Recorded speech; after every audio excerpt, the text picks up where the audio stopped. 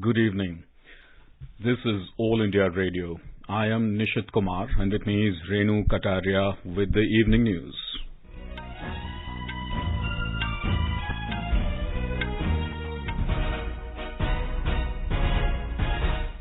The headlines. Exports cross $418 billion mark in 2021-22. Commerce and Industry Minister Piyush Goyal terms it important milestone in the journey towards Atmanirbhar Bharat. President Ramnath Kovind says connectivity with the Central Asian countries remains key priority for India. Pakistan President dissolves National Assembly on Prime Minister Imran Khan's advice. Country's Supreme Court to examine dismissal of no trust vote. Sports Minister Anurag Singh Thakur launches new rare chemical reference materials to strengthen anti-doping testing. India defeat Germany 2-1 to enter the quarterfinals of the Women's Junior Hockey World Cup. Australia wins ICC Women's ODI Cricket World Cup for a record 7th time. And in IPL cricket, match between Chennai Super Kings and Punjab Kings underway in Mumbai.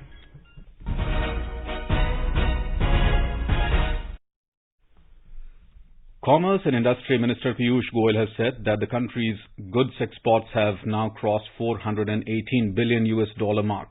Addressing the media in New Delhi on India's historic export figures for the financial year 2021-22, Mr. Goyal said it is an important milestone in the journey towards an Atmanirbhar Bharat.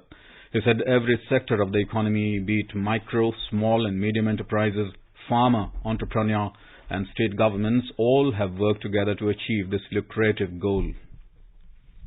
अभी DGFT ने बताया कि $418 billion यानी 31-32 लाख करोड़ रुपए का निर्यात भारत ने पहली बार अपने इतिहास में किया है और जो टारगेट सेट किया था उससे भी लगभग 5% ज्यादा। मार्च महीने अकेले में $40 बिलियन एक्सीड किया जो आज तक का इतिहास है। कभी $40 बिलियन एक्सपोर्ट किसी एक महीने में आज तक हमने नहीं किया। इस साल एक और बड़ी अच्छा संजोग रहा कि हर महीने 12 महीने तक $30 बिलियन से अधिक हर महीने निर्यात हुआ है। Mr. Goyal said that India has truly gone from local to global in response to the Prime Minister Narendra Modi's call. He expressed confidence that India's economy is poised to break a number of records. Mr. Goyal said that the government is now working on rolling out the District Export Hub initiative to strengthen the export infrastructure, logistics at district level to facilitate exports. He said India's diversified export portfolio in 2021-22 show India's manufacturing abilities as well as growth in high-tech goods, electronics and agricultural products. The minister said the export of wheat in 2019-20, which was only 2 lakh tons, has increased to 21.55 lakh tons in 2020-21. 2020-21 में उसको बढ़ा के 21.55 lakh ton का गेहूं का निर्यात हुआ जिसकी कीमत लगभग 4,000 करोड़ हो गई तो यानी 500 करोड़ से बढ़ के 4,000 करोड़ एक साल में और पिछला वर्ष जो अब खत्म हुआ है उसमें 70 लाख टन से भी अधिक अब फाइनल आंकड़ा आएगा तो शायद 72-73 लाख हो सकता है 15,000 करोड़ रुपए से ज्यादा की गेहूं हमारे भारत से विश्व में गई है। विश्व में अलग अलग देशों की उसने खाद्य सुरक्षा की चिंताओं को मिटाया है। Mr. Goyal said wheat export is likely to exceed 10 million tons in 2022-23. The minister said higher agricultural exports signify the ability of Indian farmers to meet the requirement of 1.35 billion population and yet produce a surplus to export to the rest of the world. Union Minister of State for Railways, Coal and Mines, Rao Saheb Patil Danve, inaugurated India Gem and Jewellery Show in Mumbai today. The Jewellery Expo has been organized by the industry body, All India Gems and Jewellery Domestic Council. Addressing the gathering, Mr. Danve stressed the importance of trust and how it is instrumental to the gem and jewellery sector. The minister exhorted the industry that it should be able to build the same level of citizen trust towards domestically produced gold as that enjoyed by the international gold.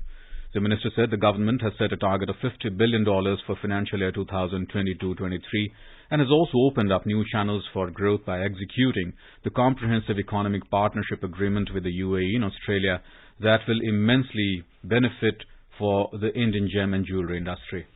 The government has said that it is in the process of setting up Anytime Anywhere Post Office Savings Scheme, which will allow online transfer of funds between postal and bank accounts. Around 96% of post offices across the country have been brought under the Core Banking System, CBS, in order to implement the Anytime Anywhere Post Office Savings Service. The official sources said there are over 1,58,000 post offices in India and 96% of them have already been brought under the CBS. The sources said this will not only help the existing post office savings account holders but also encourage new individuals to open up a savings account with ease. Union Minister for Road Transport and Highways Nitin Gadkari today inaugurated 4 national highway projects worth 1,466 crore rupees in Raigad district of Maharashtra. While addressing the ceremony, Mr. Gadkari said that the Mumbai-Goa National Highway is an important project and his ministry has been giving special emphasis for the timely completion of the project. He also assured to build advanced technology ropeways for all the forts in Maharashtra. President Ramnath Kovind has said ensuring connectivity with the Central Asian countries remains a key priority for India. Mr. Kovind was addressing the young diplomats of Turkmenistan at the Institute of International Relations in Ashgabat today on the 3rd day of his visit to the Central Asian country. Connectivity with the Central Asian countries remains a key priority for India. India is a member of both the International North-South Transport Corridor and the Ashgabat Agreement. We have taken steps to operationalize the Chabahar port in Iran, which can provide a secure, viable and unhindered access to the sea for the Central Asian countries. While expanding connectivity, it is important to ensure that connectivity initiatives are consultative, transparent and participatory, with respect for the sovereignty and territorial integrity of all countries. India stands ready to cooperate, invest and build connectivity in the region. The President said India's partnerships with the countries of Global South have grown substantially, while its relations with major powers have deepened further. He said one of the key pillars of India's foreign policy in recent years has been the neighbourhood first policy. One of the key pillars of India's foreign policy in recent years has been the neighbourhood first policy. The overarching philosophy of India's engagement with its neighbors is to ensure that they also benefit from our economic development and growth. The focus of our neighborhood first policy is to enhance connectivity, augment trade and investment, and build a secure and stable neighborhood. President Kovind said the dynamism and vitality of Indo-Pacific region makes it a global economic center, and India stands for an open, balanced, rules-based and stable international trade regime in the Indo-Pacific. He said as developing countries, India and Central Asian countries share common perspectives and similar approaches and face common challenges such as terrorism, extremism, radicalization and drug trafficking. The President also inaugurated an India Corner at the Institute of International Relations on the occasion. The India Corner is envisioned to create interest in India amongst the students of the Institute in organizing India-related activities. Earlier in the day, the President visited the People's Memorial Complex in Ashgabat and laid a wreath at the Monument of Eternal Glory. He also visited the Baghtiyaril Sports Complex, where he offered floral tributes in front of the bust of Mahatma Gandhi and witnessed the yoga demonstration by people of Turkmenistan under the supervision of an Indian instructor. Tomorrow morning, the President will leave for the Netherlands after concluding his visit to Turkmenistan. Nepal Prime Minister Sher Bahadur Deuba offered prayers at Kashi Vishwanath Temple at Varanasi in Uttar Pradesh today. Mr. Deuba was accompanied by his wife Dr. Arzu Deuba and a high-level delegation. Uttar Pradesh Chief Minister Yogi Adityanath was also present at the temple. Mr. Deuba also visited Kal Bhairav Temple and historical Sri Pashupatinath Nepalese Temple at Lalita Ghat. He was briefed about the renovation works going on in the ancient holy city of Kashi.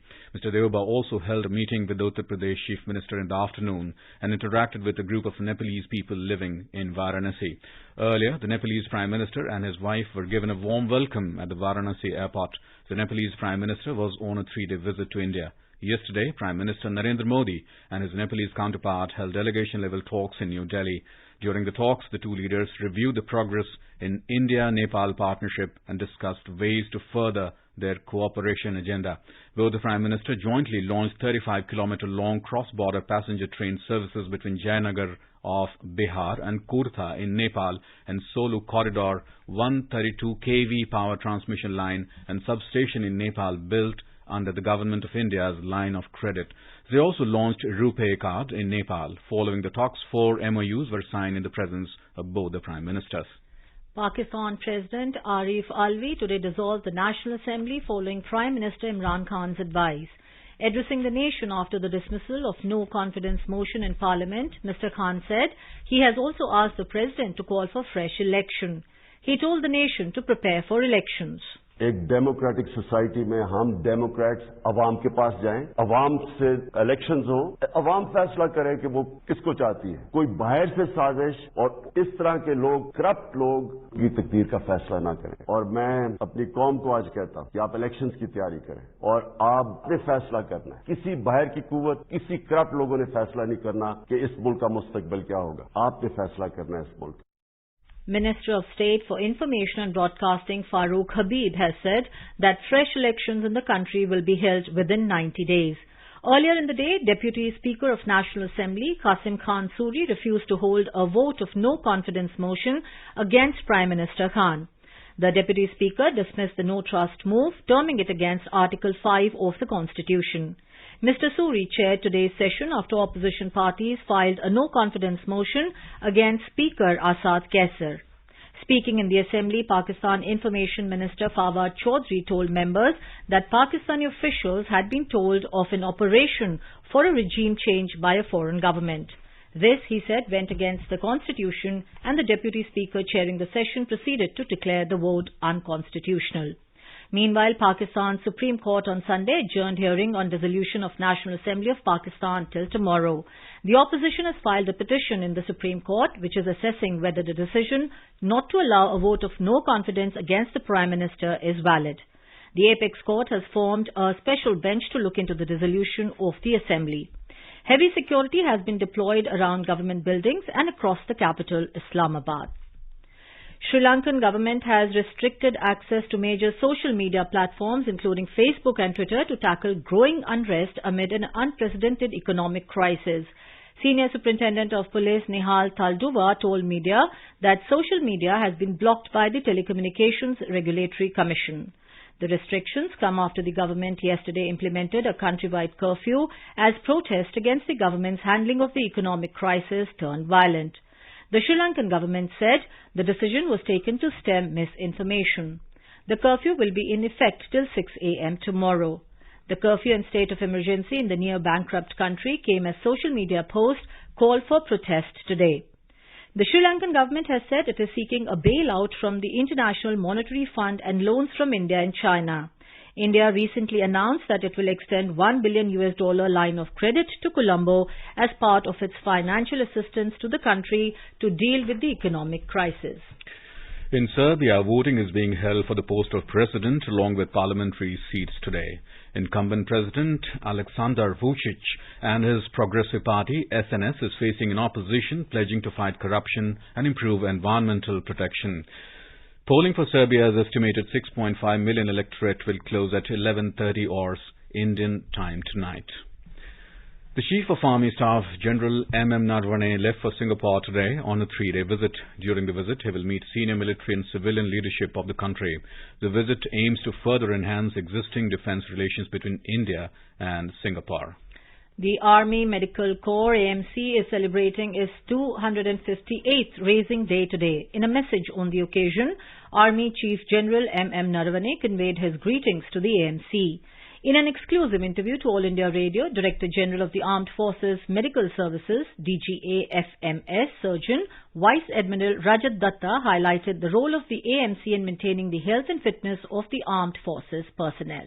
In 2021-22, our country experienced the various waves of COVID-19 pandemic. AMC personnel worked tirelessly and did praiseworthy work for prevention and management of COVID in the armed forces, as a result of which we were able to reduce the impact of this pandemic on our defense forces to a great extent. Last year, we carried out the biggest vaccination drive in the AFMS history, and all serving personnel of the armed forces were completely vaccinated by September 2021. Vaccination was also carried out for serving personnel dependents, veterans, their families, and frontline workers of sister organizations. You are listening to the evening news on All India Radio. A reminder of the headlines before we move on. Exports crossed $418 billion mark in 2021-22. Commerce and Industry Minister Piyush Goyal terms it important milestone in journey towards Atmanirbhar Bharat. President Ramnath Kovind says connectivity with Central Asian countries remains key priority for India. Pakistan President dissolves National Assembly on Prime Minister Imran Khan's advice. Country's Supreme Court to examine dismissal of no trust vote. Sports Minister Anurag Singh Thakur launches new rare chemical reference materials to strengthen anti-doping testing. India defeat Germany 2-1 to enter quarterfinals of Women's Junior Hockey World Cup. Australia wins ICC Women's ODI Cricket World Cup for a record 7th time. And in IPL cricket, match between Chennai Super Kings and Punjab Kings underway in Mumbai. For quick news updates round the clock, follow us on our Twitter handle at AIR News Alerts. क्या आप competitive exam की तैयारी कर रहे हैं? All India radio के नए programme अभ्यास में हमारे विशेषज्ञ आपके सवालों का देंगे जवाब। शनिवार रात 9:30 बजे FM गोल्ड पर इस बार का विषय है इंडियन पॉलिटी एंड कॉन्स्टिट्यूशन। आप इससे जुड़े सवाल व्हाट्सएप करें 9289094044 पर या सवाल ईमेल भी कर सकते हैं abhyas.airnews@gmail.com पर।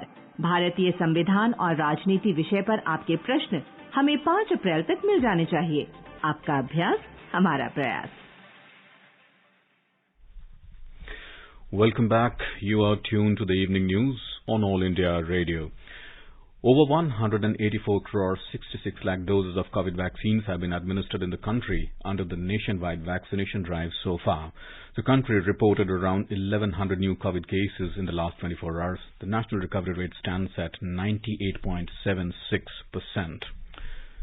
China today reported more than 13,000 new COVID cases, the highest since the peak of the first wave more than 2 years ago. Entire Shanghai city, which is China's most populous city and the main financial hub with more than 25 million residents, have been put on complete lockdown. Meanwhile, the World Health Organization said a new COVID variant has been found in UK. It said the mutant called XE may be more transmissible than any strain of COVID-19. ICMR, National Institute of Nutrition Director Dr. Hemlata today revealed that the dietary guidelines for Indians will be revised soon and the new guidelines will be in place in 2 to 3 months' time. Speaking to a group of national media representatives who are visiting the institute today, the director said the dietary guidelines for healthy people have been simplified for the first time and made easy to understand for everyone. She said the existing guidelines are for 2011. As our nation celebrates the 75th year of independence, a series of events are being organized by the government as a part of Azadi Ka Amrit Mahotsav. To commemorate the occasion as a Jan Utsav, All India Radio News brings its listeners a special quiz on India's freedom movement and its glorious history. The quiz is conducted every Monday and Tuesday in morning news. The next question of Amrit Mahotsav quiz will be shared with listeners tomorrow. And now let's listen to our special program, Azadi Ka Safar, highlighting the importance of the day during the freedom struggle. Azadi Ka Amrit Mahotsav.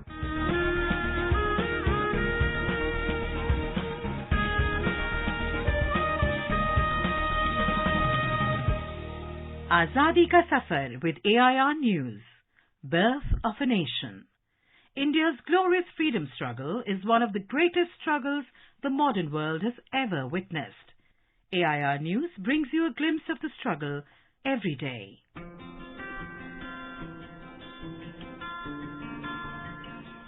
Third April is the birth anniversary of freedom fighter and social activist Kamla Devi Chattopadhyay. who was born on April the 3rd, 1903 in Mangaluru. Common at the time, she was married at the tender age of 14 and was widowed only 2 years later. Kamla later became friends with Sarojini Naidu's younger sister, Suhasini Chattopadhyay, who introduced Kamla to their older brother, Harindranath. The two bonded over a love for the arts and theatre and married in the face of much societal opposition. Kamla's father-in-law was a progressive thinker and encouraged her to continue her education. In 1927, Kamala joined the Indian National Congress and threw herself amidst the freedom struggle. She joined the Seva Dal and then became an outspoken supporter of the Salt Satyagraha. She was a part of the 7-member lead team announced by Mahatma Gandhi in the Salt Satyagraha of 1930 to prepare salt at the Bombay beachfront. When World War II broke out, Kamla Devi was in England and she immediately began a world tour to represent India's situation to other countries and gather international support for independence after the war. During the partition of 1947, Kamla Devi worked tirelessly in helping the migrants to establish new homes. She also helped set up health facilities for the people affected due to the traumatic partition of 1947.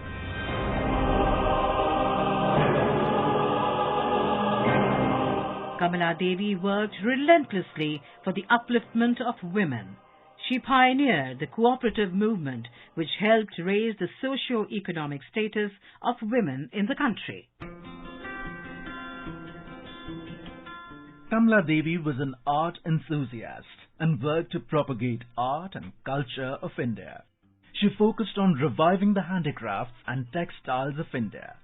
Chattopadhyay also set up the National School of Drama and later headed the Sangeet Natak Academy.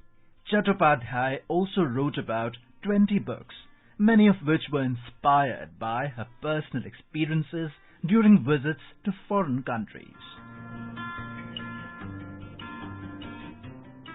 She was honored for her groundbreaking work with the Padma Bhushan in 1955 and with the Padma Vibhushan in 1987.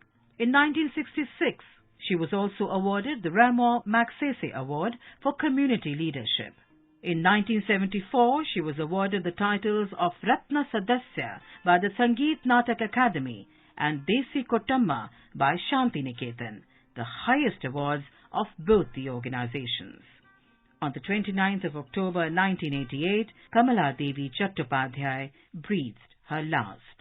AIR pays tribute to the noble soul.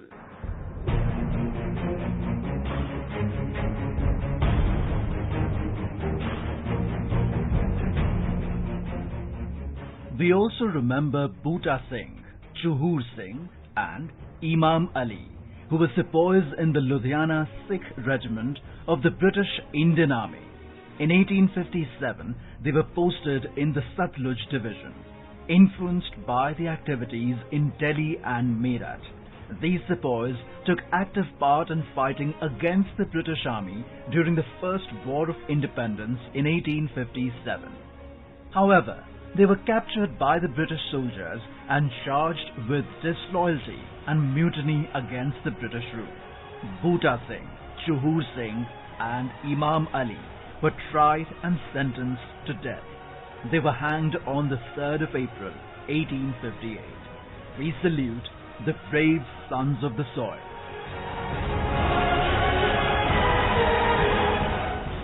That brings us to the end of this episode of Azadi Ka Safar with AIR News. See you in the next episode tomorrow.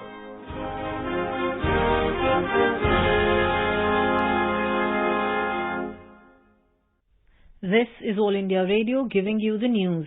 For quick news updates round the clock, follow us on our Twitter handle at AIR News Alerts. अपने business को बढ़ाने के लिए लीजिए आकाशवाणी का सहयोग और दीजिए उसे बुलंदियों के पंख। आपका बिजनेस लोकल है या राष्ट्रीय, आकाशवाणी देती है उपभोक्ताओं तक पहुंचने का हर विकल्प। और अब तो आप घर, दफ्तर या दुकान पर बैठे बैठे कर सकते हैं आकाशवाणी के किसी भी केंद्र के लिए विज्ञापनों की बुकिंग। आकाशवाणी के विभिन्न चैनलों पर विज्ञापन देना सुलभ और सस्ता। बुकिंग है तो संपर्क करें 8700014242 पर। 8700014242। FSSAI has launched Food Safety Connect app for food business operators and consumers. Download this app from Google Play Store and easily apply for FSSAI registration. Consumer can use this app to register food-related complaints. Youth Affairs and Sports Minister Anurag Singh Thakur launched 6 new and rare reference materials, RMs, developed by the National Dope Testing Laboratory, NDTL. Speaking at an event, Mr. Thakur said that this development will make India self-reliant in anti-doping science. He said the availability of these RMs would help the entire anti-doping community to strengthen their testing capabilities. Mr. Thakur said that this would also help in mutual cooperation among countries for promoting fair play in sports policy the world over. The NDTL said that these RMs are indigenous and purest forms of chemicals required for anti-doping analysis in all the WADA-accredited laboratories across the world. In hockey, the Indian women's team stunned formidable Germany 2-1 to register its second consecutive win in the pool stages and assured its place in the quarterfinals of the FIH Junior World Cup today. India, who thrashed Wales 5-1 in its opening Pool D match yesterday, scored through 2 penalty corner conversions by Lalrem Siami in the 2nd minute and Mumtaz Khan in the 25th minute to emerge winners. Germany's lone goal was scored by Jules Bleuel in the 57th minute. The Indians will finish off their pool engagements against Malaysia on the 5th of April before the quarter-final round, which starts on the 8th of this month. The Indians are currently atop Pool D with 2 wins from as many games ahead of the second-place Germany. The 2 teams, each from pools, will qualify for the knockout rounds. Australia have won the ICC Women's ODI Cricket World Cup for a record 7th time after defeating England by 71 runs in the finals at Hagley Oval in Christchurch. Chasing the target of 357 set by Australia, England women were all out for 285 in 43.4 overs. Earlier put into bat first, Australia posted 356 for 5 in 50 overs. For England, even an unbeaten 148 by vice-captain Natalie Skyver could not save the defeat to Australia. Jess Jonasson and Alana King took 3 wickets each for Australia. Alyssa Healy was declared player of the match and also the player of the tournament. In the IPL cricket, Punjab Kings were 147 for 5 in 15 overs against Chennai Super Kings at Brabant Stadium in Mumbai when reports last came in. Earlier, Chennai Super Kings captain Ravindra Jadeja won the toss and opted to bowl. Now let us take a look at the weather update for tomorrow. The national capital Delhi will have strong surface winds during daytime. The minimum temperature will be around 22 degrees, while the maximum is expected to be around 39 degrees. Mumbai is expected to have mainly clear sky. The minimum temperature will be 22 degrees, while the maximum is expected to be around 33 degrees. Chennai is likely to have partly cloudy sky. The minimum temperature will be 25 and the maximum around 32 degrees. Kolkata is likely to have partly cloudy sky. The minimum temperature will be 27 and the maximum will be around 34 degrees.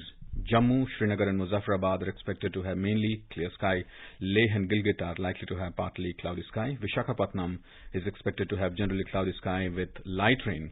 Hyderabad is likely to witness partly cloudy sky with possibility of development of thunder lightning. Bengaluru will experience mist. Thiruvananthapuram is expected to have partly cloudy sky with possibility of moderate rain or thunderstorm. Guwahati, Shillong and Itanagar will have generally cloudy sky with 1 or 2 spells of rain or thunder showers. Imphal, Aizawl, Kohima and Agartala are expected to have generally cloudy sky with light rain or drizzle. Gangtok is expected to have generally cloudy sky with moderate rain. And now, before we end the bulletin, the headlines once again. Exports cross $418 billion mark in 2021-22. Commerce and Industry Minister Piyush Goyal terms it important milestone in the journey towards Atmanirbhar Bharat. President Ramnath Kovind says connectivity with Central Asian countries remain key priority for India. Pakistan President dissolves National Assembly on Prime Minister Imran Khan's advice country's Supreme Court to examine dismissal of no trust vote. Sports Minister Anurag Singh Thakur launches new rare chemical reference materials to strengthen anti-doping testing. India defeat Germany 2-1 to enter quarter-finals of the Women's Junior Hockey World Cup. Australia win ICC Women's ODI Cricket World Cup for a record 7th time. And in IPL cricket, match between Chennai Super Kings and Punjab Kings underway in Mumbai. And with that, we end the evening news. Good night.